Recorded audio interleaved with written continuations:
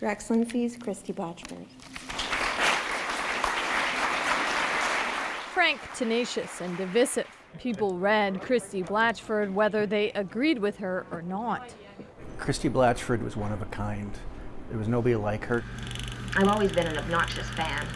Blatchford's career began in 1973 as Canada's first full-time female sports columnist.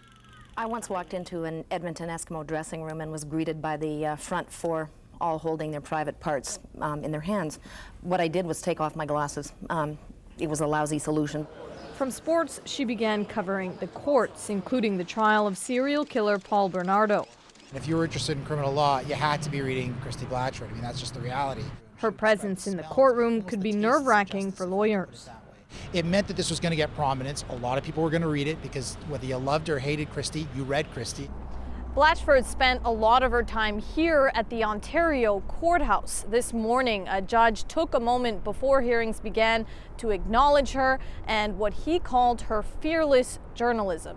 Whenever we had a young reporter going to the court for the first time, she would take so much of her own time showing them around.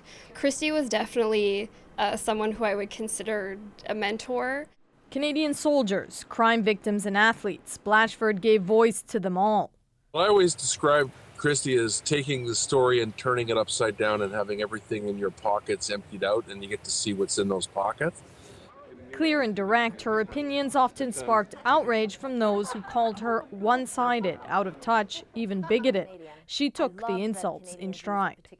She loved controversy. She was an advocate of freedom of speech, and that meant her speech and your speech.